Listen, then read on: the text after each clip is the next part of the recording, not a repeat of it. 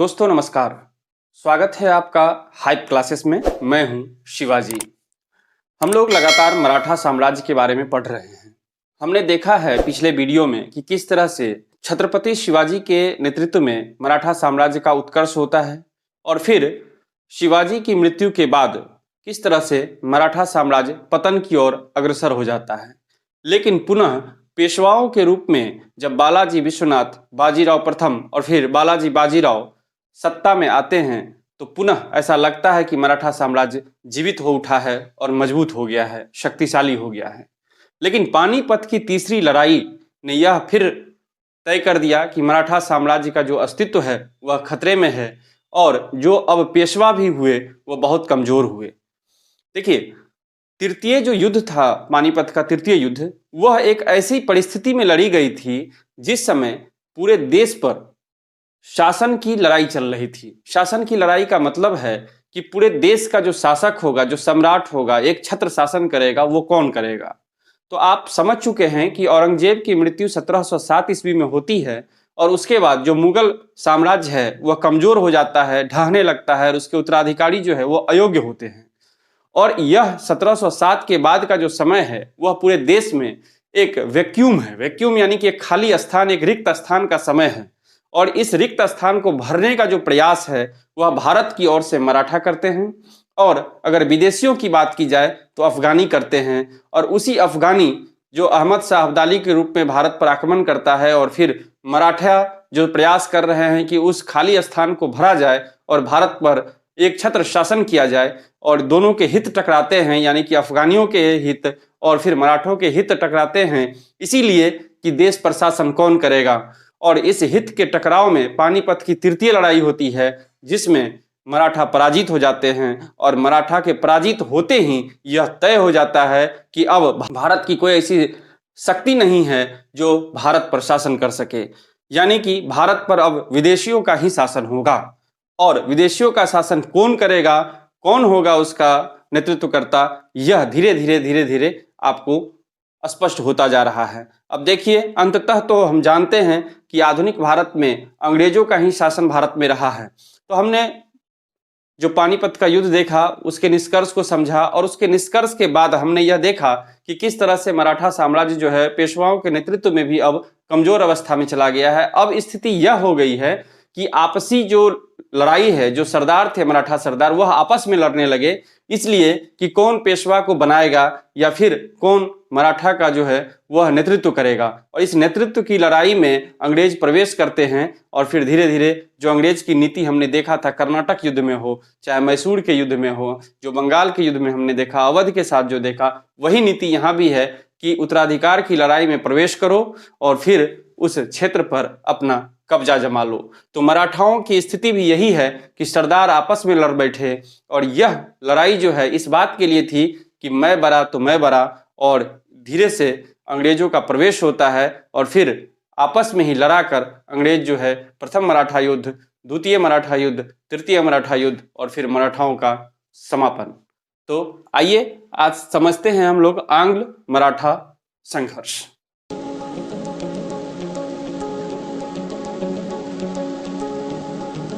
देखिए, पानीपत के तृतीय युद्ध के बाद माधवराव पेशवा बनते हैं। 1761 ईस्वी में तृतीय युद्ध हुआ था। 1761 ईस्वी में ही बालाजी बाजीराव की मृत्यु हो जाती है, दुखद मृत्यु हो जाती है। कहा जाता है कि शोक के वजह से ही वो मर जाते हैं और उसके बाद माधवराव पेशवा बनते हैं। और इनके पेशवा बनते ही जो एक गृह युद्ध आप कह सकते हैं, गृह कलह कह सकते हैं, वह मराठाओं के बीच शुरू हो जाता है। 1772 ईस्वी में छोटा भाई नारायण राव पेशवा बने। 72 में जब इनकी मृत्यु होती है माधवराव की, तो उनके जो छोटे भाई हैं वह नारायण राव, वह पेशवा बन जाते हैं। इनके कार्यकाल में ऐसा कुछ हुआ नहीं जिससे यह कहा जाए कि मराठा की जो शक्ति है उसको पुनः लाने का, पुनः जीवित करने का कोई प्रयास किया गया हो। तो ऐसा कोई प्रयास किया नहीं गया। प्रयास सिर्फ इतना था कि जो अंदरूनी कलह है उसको पहले खत्म किया जाए, और वह समाप्त नहीं हो पाया। और उसका परिणाम हम बाद में देखेंगे कि अंग्रेजों का मराठा साम्राज्य पर किस तरह से कब्जा हो जाता है। तो छोटा भाई नारायण राव पेशवा बनते हैं 1772 ईस्वी में, लेकिन इनके जो चाचा हैं रघुनाथ राव यानी माधवराव के जो छोटे भाई हैं नारायण राव, वो पेशवा बनते हैं। लेकिन उनके जो चाचा रघुनाथ राव हैं वह तुरंत नारायण राव की हत्या करवा देते हैं। क्यों? ताकि वह अपने चॉइस का पेशवा बना सके या खुद पेशवा बन सके, इस प्रयास में नारायण राव की हत्या करवा देते हैं। अब देखिए किस तरह से कलह शुरू हो गया है। नारायण राव के जो पुत्र हैं माधव नारायण राव, उनको पेशवा बनाया जाता है क्योंकि ये उत्तराधिकारी के रूप में नारायण राव के पुत्र हैं, तो पेशवा उनको घोषित किया जाता है। यह बात रघुनाथ राव को पचता नहीं है। रघुनाथ राव को लगता है कि मेरा जो प्रयास था कि नारायण राव को मार के बैठने का, वह पूरा नहीं हो पाया, और इसलिए रघुनाथ राव ने क्या किया, तुरंत ही माधव नारायण राव के खिलाफ अंग्रेजों से जा मिला और अंग्रेजों को कहा कि भाई मुझे आप किसी भी तरह से जो मराठा की सत्ता है वह मुझे दिला दीजिए, और यहीं से शुरू हो जाता है अंग्रेजों का प्रवेश। अब देखिए रघुनाथ राव ने 1775 ईस्वी में बंबई की अंग्रेजी सरकार से एक संधि कर लिया, और उस संधि को कहते हैं सूरत की संधि, या पहला संधि था अंग्रेजों के साथ। अब देखिए यहाँ पर एक बात और आपको समझना होगा कि बंबई में जो गवर्नर शासन कर रहे थे अंग्रेजों की तरफ से, और जो कलकत्ता में शासन कर रहे थे अंग्रेजों की ओर से, वो दोनों आपस में भी वर्चस्व की लड़ाई लड़ रहे थे। वर्चस्व की लड़ाई का मतलब है एक वर्चस्व की कौन शक्तिशाली है, कलकत्ता वाला शक्तिशाली है या बंबई वाला शक्तिशाली है।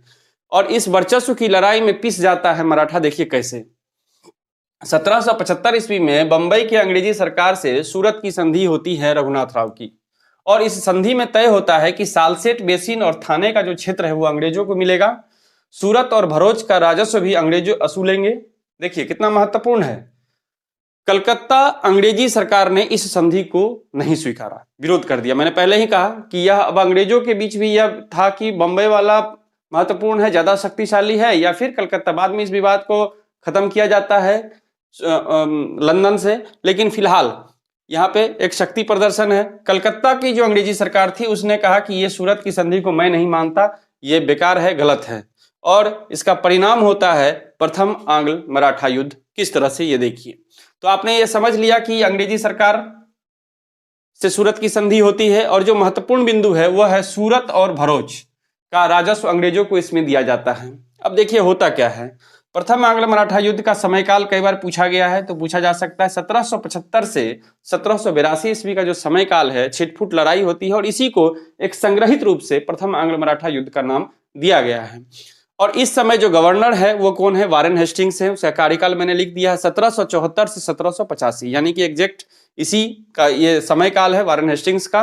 तो सवाल इस तरह से भी पूछा जाता है कि प्रथम आंग्ल मराठा युद्ध के समय गवर्नर कौन था, तो वारेन हेस्टिंग्स था। इसको ध्यान रखेंगे। घटनाएं क्या घटी इसमें, तो यहीं से आप जोड़कर समझ सकते हैं। कर्नल किटिंग का सूरत में मराठा ने विरोध किया। अब देखिए जब सूरत और भरोच आपने अंग्रेजों को दे दिया राजस्व वसूली के लिए, तो अंग्रेजों ने क्या किया, अंग्रेजों ने राजस्व वसूली का काम शुरू कर दिया। कैसे, कर्नल किटिंग को भेजा गया कि आप जाइए सूरत पे अपना काम शुरू कीजिए। लेकिन मराठा का जो दूसरा खेमा था उसने क्या किया, इसका विरोध किया। उसने कहा कि नहीं, आप यहाँ नहीं वसूली कर सकते हैं, यह हमारा क्षेत्र है। क्योंकि मराठा भी बटे हुए थे, तो अभी समझ ही रहे हैं हम लोग कि सरदार में बट गया था। जैसे आप बाद में पढ़ेंगे कि होलकर अलग हो जाता है, सिंधिया अलग हो जाते हैं, और सब आपस में शक्ति प्रदर्शन में लगे रहते हैं कि मैं शक्तिशाली तो मैं शक्तिशाली, और सब अपने सहयोग के लिए अंग्रेजों के पास पहुंचते हैं और उसी का लाभ अंग्रेज उठाते हैं। तो अब देखिए क्या हो रही है स्थिति। कर्नल किटिंग का विरोध कौन करता है, मराठा ही करते हैं कि मैं नहीं मानता सूरत की संधि, मैं आपको यहाँ पर कर वसूलने की इजाजत नहीं दे सकता। परिणाम क्या होता है, 18 मई 1775 ईस्वी को आरस के मैदान में मराठा और अंग्रेज के बीच एक लड़ाई होती है, जिसमें कि मराठा पराजित हो जाते हैं। एक अपमानजनक स्थिति है ये, मराठा पराजित होते हैं। प्रथम आंग्ल मराठा युद्ध की एक बड़ी घटना है ये। उसके बाद आप देखिए 1776 ईस्वी में पुरंदर की संधि करनी पड़ती है, करना ही पड़ेगा।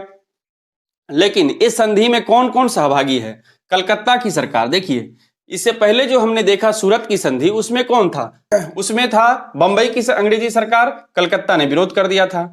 इस बार पुरंदर की संधि में कौन है, कलकत्ता की सरकार और पूना दरबार। पूना दरबार यानी कि पूना से जो शासन हो रहा था पेशवाओं का, तो पूना दरबार और कलकत्ता सरकार मिलकर पुरंदर की संधि 1776 ईस्वी में करते हैं। अब देखिए बंबई सरकार क्या करता है, बंबई की जो अंग्रेजी सरकार है वह इस संधि का विरोध करता है। ठीक इसके उलट है, यहाँ पर बंबई सरकार ने मराठों के साथ संधि किया था सूरत की संधि, तो कलकत्ता ने विरोध कर दिया था। यहाँ कलकत्ता ने किया है पुरंदर की संधि, तो बंबई ने इसका विरोध कर दिया है। और विरोध ऐसा कि 1779 ईस्वी में तालगांव के युद्ध तालगांव का युद्ध हो जाता है और इस युद्ध में अंग्रेज पराजित होते हैं। तो एक बार पुनः अंग्रेजों को एक झटका लगता है, जहां मराठा पराजित हुए थे आरस के मैदान में, तालगांव के युद्ध में कौन पराजित होता है? अंग्रेज पराजित होते हैं। और फिर 1779 ईस्वी में एक संधि करनी पड़ती है अंग्रेजों को, वो है बड़गांव की संधि। और यह संधि जो है 1773 के बाद के सभी क्षेत्र मराठा को वापस प्राप्त हो जाते हैं, क्योंकि मराठा इस युद्ध में जीतता है, तालगांव के युद्ध में मराठा जीतता है। और इसका फायदा इसको यह मिलता है कि 1779 ईस्वी में बाड़गांव की संधि जो होती है और 1773 के बाद जो भी क्षेत्र मराठाओं का लिया गया है अंग्रेजों के द्वारा, वह उसको वापस प्राप्त हो जाता है। ठीक है, अब देखिए कहानी यही नहीं रुकती है। फिर 1782 ईस्वी में एक संधि होती है मराठों से, वह संधि है सालवाई की संधि। देखिए घटनाएं अनंत है, लेकिन उन घटनाओं से कोई सवाल नहीं पूछा जाता है, इसीलिए मैं बहुत जिक्र नहीं करना चाहता, अब लंबा नहीं खींचना चाहता इस चैप्टर को, क्योंकि यहां से सवाल नहीं आएंगे। सवाल जो मोटा मोटा सवाल पूछा जाता है वह मैं आपको बोर्ड पर लिख रहा हूं, समझा रहा हूं, क्योंकि जो मुख्य हिस्सा था मराठा का वो मैंने आपको पढ़ा दिया है, जहां से सवाल ज्यादा पूछे जाते हैं। यहाँ से संधियां पूछी जाती है, महत्वपूर्ण जो संधि है, जो ट्रीटी है, यहाँ से पूछे जाते हैं। ये काल पूछे जाते हैं, कब कौन सा युद्ध हुआ और कौन से गवर्नर थे, ये सब सवाल पूछे जाते हैं। इसलिए आप घबराइएगा मत, इसमें अगर और मैं अंदर जाऊंगा तो ये लंबा खींच जाएगा और फायदा कुछ नहीं होगा। अंततः आपको जो बेनिफिट मैं चाह रहा हूँ कि एग्जाम में मिले वह नहीं मिल पाएगा। तो पॉइंट टू पॉइंट इसको समझिए, आप आगे बढ़ते जाइए। बहुत सारी संधियां हैं, बहुत सारे युद्ध हैं, बहुत रटने की भी आवश्यकता नहीं, इसको आप देखते रहिए, सिर्फ बस काम चल जाएगा। पिछला वीडियो महत्वपूर्ण है आपके लिए सारा, क्योंकि वहां से सवाल ज्यादा पूछे जाते हैं।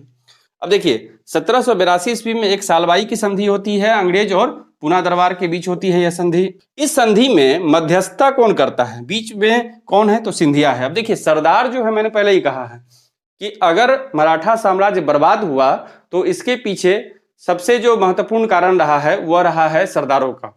सरदार जो है एक एक क्षेत्र के सरदार होते थे, मैंने आपको समझाया है पहले भी सरदार का क्या रोल होता था। आप जागीरदार समझिए, जो जागीरदार होते थे उसी को आप सरदार समझ सकते हैं यहाँ पर। तो सरदार जो है अपने क्षेत्र में महत्वपूर्ण होते थे, शक्तिशाली होते थे, उनका सेना होता था, उसके पास राजस्व के व्यवस्था होती थी। तो सरदार का काम यह था कि वो पेशवा की मदद करे।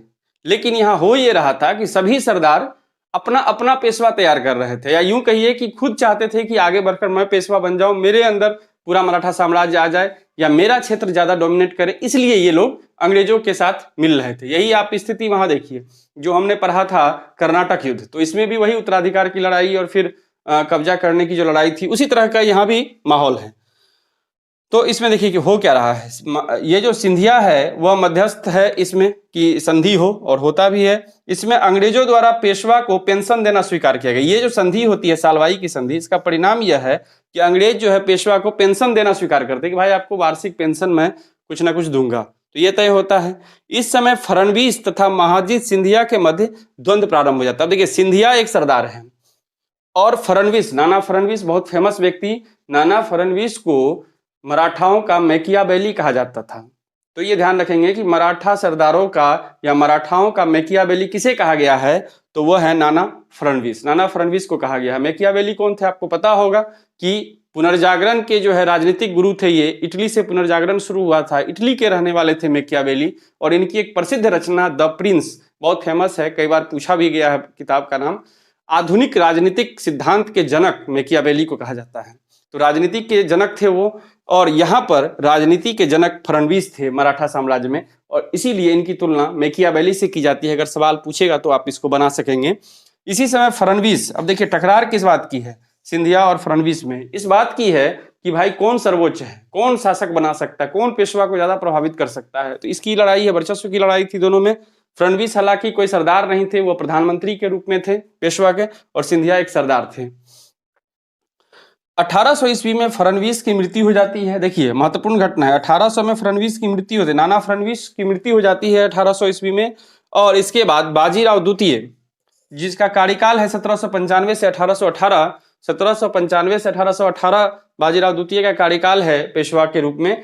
तो ये क्या होते हैं, नाना फडणवीस की मृत्यु के बाद निरंकुश हो जाते हैं, क्योंकि नाना फडणवीस कौन थे, प्रधानमंत्री थे, राजनीतिक सलाहकार थे। तो ये जब तक थे तब तक बाजीराव द्वितीय का जो कार्य था वो इनके नेतृत्व में और इनके सलाह पर होता था। लेकिन जैसे ही ये मृत्यु इनकी होती है तो बाजीराव द्वितीय निरंकुश हो जाते हैं और उनका जो कार्य है, उनका जो कार्यशैली है वो बिल्कुल बदल जाता है, स्वेच्छाचारी हो जाते हैं।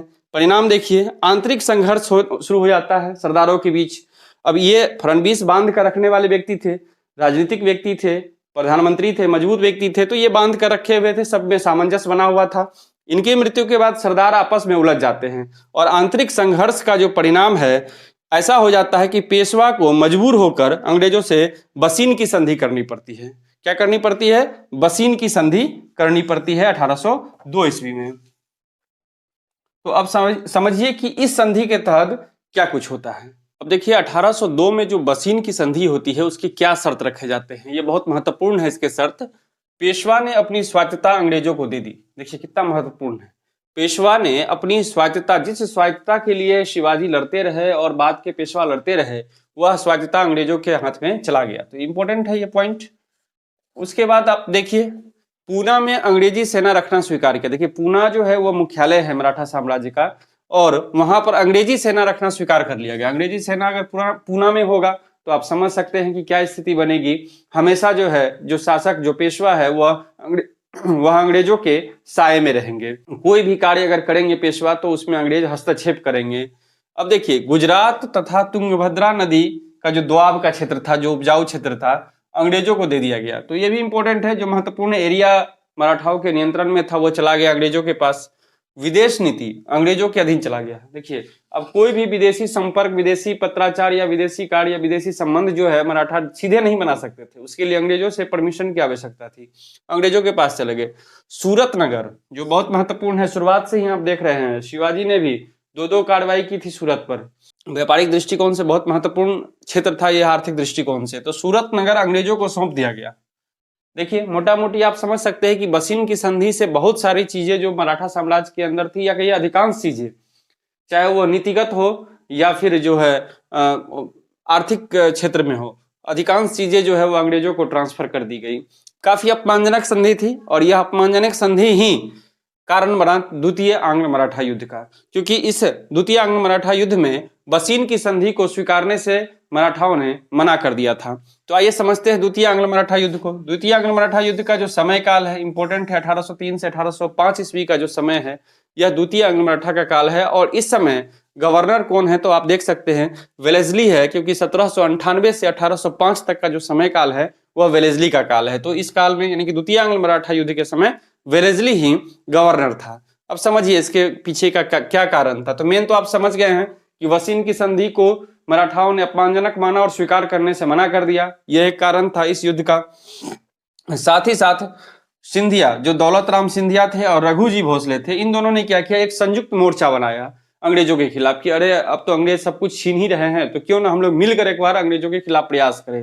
हालांकि अगर पहले किए होते तो शायद मराठा साम्राज्य बच जाता, लेकिन अब ये अंतिम समय है, बचने की संभावना कम है। तो दोनों ने क्या किया, रघुजी भोसले और दौलत राव सिंधिया ने एक संयुक्त मोर्चा बनाया, सैनिक मोर्चा बनाया और अंग्रेजों के विरुद्ध कार्रवाई किया। तो चूंकि अंग्रेजों के विरुद्ध यह मोर्चा था, अंग्रेजों के खिलाफ यह प्रयास था, इसीलिए अंग्रेजों ने तुरंत रिटेलिएट किया, तुरंत इसका जो है उत्तर दिया। और वेलेस्ली खुद दक्कन में और जनरल लेक जो अंग्रेज अधिकारी थे, उसने उत्तर में मराठा के खिलाफ मोर्चा खोल दिया और अभियान चलाते हुए इन दोनों की संयुक्त सेना को, अब देखिए सिंधिया और भोसले की संयुक्त सेना को 1803 में पराजित कर दिया। अब आप समझ सकते हैं कि दो मजबूत जो सरदार थे, इन दोनों को यह लग रहा था कि यह पराजित कर देंगे अंग्रेजों को, लेकिन उल्टा हुआ और 1803 में वेलेस्ली और जनरल लेक ने उत्तर और दक्षिण में अभियान चलाकर मराठा को, यानी कि संयुक्त मोर्चा को, भोसले और सिंधिया के संयुक्त मोर्चा को पराजित कर दिया। और अंततः दोनों को, यानी कि सिंधिया को भी और भोसले को भी अलग अलग अंग्रेजों के साथ संधि 1803 में करनी पड़ी। यह संधि महत्वपूर्ण है, पूछा जाएगा कि यह संधि किसके किसके बीच हुआ था, यह संधि किसके किसके बीच हुआ था, यह याद जरूर आप याद रखेंगे। भोसले को देवगांव की संधि करनी पड़ी और सिंधिया को सुरजी अर्जन गांव की संधि करनी पड़ी। कब? 1803 ईस्वी में। तो यह एक अपमानजनक संधि। आप देखिए फिर से, भोसले को देवगांव की संधि, सिंधिया को सुरजी अर्जन गांव की संधि। इस तरह सवाल पूछे जाएंगे आपसे कि सुरजी अर्जन गांव की संधि किसके किसके बीच हुआ, और इसमें ऑप्शन होगा अंग्रेज सिंधिया, अंग्रेज भोसले, अंग्रेज होलकर, अंग्रेज पेशवा। तो आप वहां कंफ्यूज कर जाएंगे, इसीलिए आपको याद रखना है कि सिंधिया सुरजी अर्जन गांव की संधि और भोसले देवगांव की संधि, ये ध्यान रखेंगे। 1805 ईस्वी में होलकर भी नहीं बचे और होलकर को भी एक संधि करनी पड़ी, राजपुर घाट की संधि करनी पड़ी। अब देखिए सब के सब जो मराठा सरदार थे, जो शक्तिशाली सरदार थे, उन सबको किसी न किसी संधि से अंग्रेज ने क्या किया, बांध लिया। और इस तरह से द्वितीय आंग्ल मराठा युद्ध का जो परिणाम था वह भी अंग्रेजों के पक्ष में रहा। अब थोड़ा सा तृतीय आंग्ल मराठा युद्ध को भी समझ लेते हैं। अब ये समझिए कि समापन की ओर ही है मराठा। तो देखिए तृतीय आंग्ल मराठा युद्ध का जो समय काल है वह क्या है, यह 1816 से 1819 ईस्वी है। 1816 से 1819 ईस्वी में कौन है गवर्नर, ये ध्यान रखिए। तो लॉर्ड हेस्टिंग्स जो है, लॉर्ड हेस्टिंग्स आते हैं 1813 ईस्वी में, और 13 से 23 तक जो है वह गवर्नर रहते हैं 1813 से 1823। और इनके द्वारा जो कार्रवाई पिंडारियों के खिलाफ किया जाता है, पिंडारियों के खिलाफ कार्रवाई के लिए ही जाना जाता है हेस्टिंग्स को। पिंडारियों के खिलाफ जो कार्रवाई होती है, और वही कारण बनता है मराठाओं से तृतीय युद्ध का। क्योंकि पिंडारी कौन थे, पिंडारियों के खिलाफ दमनात्मक कार्रवाई, देखिए मैंने लिख दिया यहाँ पे। पिंडारी कौन थे, पिंडारी वास्तव में लुटेरों का एक गैंग था जिसको मराठा ने पाला पोसा था और संरक्षण दिया था। क्यों, क्योंकि ये जो है मराठाओं के लिए सैनिक के रूप में कार्य करते थे, अवैतनिक सैनिक थे। ये अपना लूटते थे, कमाते थे, मराठा संरक्षण देते थे, और जब मराठा को सेना की आवश्यकता होती थी तो ये पिंडारियों का जो टीम है, जो झुंड है, वह क्या करते थे, मराठा की सेना में शामिल हो जाते थे और फिर मराठा का साथ देते थे और लूटे हुए माल में से हिस्सा प्राप्त करते थे। तो ये थे पिंडारी। तो पिंडारियों के लूट से लोग परेशान थे। तो हेस्टिंग्स ने क्या किया था, 1813 में आते ही उसने पिंडारियों के खिलाफ कार्रवाई शुरू कर दी थी। परिणाम क्या हुआ कि पिंडारियों के खिलाफ जो कार्रवाई हुई वह मराठों के खिलाफ में बदल गई, यानी कि मराठों से युद्ध में अंग्रेजों को शामिल होना पड़ गया। क्योंकि मराठे जो थे इसको संरक्षण देते थे और मराठों ने इस चीज को बर्दाश्त नहीं किया और युद्ध प्रारंभ हो गया, तृतीय आंग्ल मराठा युद्ध। आप समझ सकते हैं इसमें क्या होगा, इसमें पराजय हुआ और अंततः क्या हुआ, मराठा पराजित हुए। देखिए यहाँ पे मैंने अंग्रेज लिख दिया है, इसको आप इसको मराठा कर देता हूं। अंततः मराठा क्या हुए, पराजित हुए। और 1817 ईस्वी में बाजीराव द्वितीय को पूना की संधि करनी पड़ी। अब देखिए बाजीराव द्वितीय के बारे में हमने जिक्र किया, ये अंतिम ऐसा पेशवा था मराठा का जो पेशवा के पद तक रहा। उसके बाद अभी आप देखेंगे कि किस तरह से जो है पेशवा का पद अंग्रेज समाप्त कर देंगे। तो कुल मिलाकर जो अंततः मराठा हारते हैं तृतीय आंग्ल मराठा युद्ध में, उसका परिणाम होता है कि जो पेशवा थे उस समय के तत्कालीन पेशवा बाजीराव द्वितीय, उनको 1817 ईस्वी में अंग्रेजों के साथ पूना की संधि करनी पड़ती है। अब आइए समझते हैं कि पूना की संधि के तहत क्या कुछ हुआ और क्या इसके परिणाम हुए। अब देखिए पूना की संधि 1817 ईस्वी में जो हुई वह अंग्रेजों और बाजीराव द्वितीय जो उस समय के पेशवा थे उसके बीच हुई। इसका परिणाम क्या हुआ, इस संधि के क्या शर्त रखे गए। तो सबसे पहला तो पेशवा का संपूर्ण राज्य बंबई प्रेसिडेंसी को दे दिया गया। आप समझ सकते हैं, आप सारा चीज चला गया, जो पेशवा का क्षेत्र था वो सभी बंबई प्रेसिडेंसी यानी कि अंग्रेजों को चला गया। 1818 ईस्वी में बेहद महत्वपूर्ण है, यह मैं लगातार जिक्र कर रहा हूं इसका। 1818 ईस्वी में पेशवा का जो पद था उसको समाप्त कर दिया गया, कानूनी रूप से यह पद ही समाप्त कर दिया गया। तो यह महत्वपूर्ण है, जो आपसे पूछा जाएगा सवाल। बाजीराव द्वितीय अंतिम पेशवा हुए, इस लिहाज से आप ध्यान रखिएगा। तो बाजीराव द्वितीय के पेंशनर बनाकर, अब यहां ध्यान रखिए, बाजीराव द्वितीय को पेंशनर बनाकर बिठूर जो कि कानपुर में है उत्तर प्रदेश में भेज दिया गया कि भाई आप वहां जाकर रहिए आराम से और आप छोड़िए मराठा का जो क्षेत्र है। तो पेंशनर बना दिया गया और बिठूर कानपुर में भेज दिया गया, वहां पर वह रहने लगे बाजीराव द्वितीय।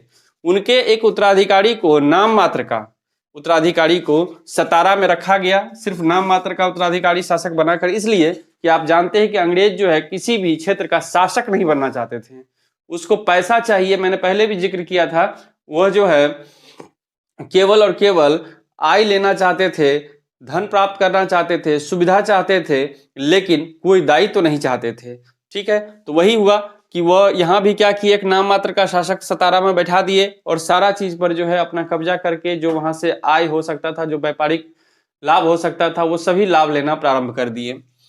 त्र्यंबक राव ये व्यक्ति जो है ये बाजीराव द्वितीय के सहायक थे, बहुत विश्वासी थे। इनको भी कैद कर लिया गया और बनारस के पास चुनार में इनको आजीवन कारावास दे दिया गया और इस तरह से जो है मराठा साम्राज्य का अंग्रेजों के हाथों समापन हो गया।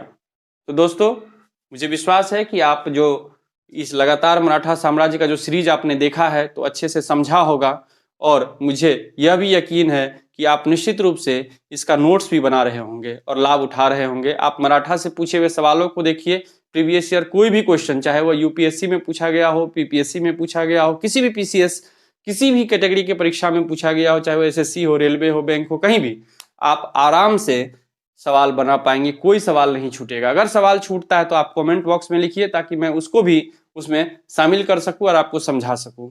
तो आप देखते रहिए हाइप क्लासेस, लाइक कीजिए, शेयर कीजिए और इस चैनल को जरूर सब्सक्राइब कीजिए। धन्यवाद।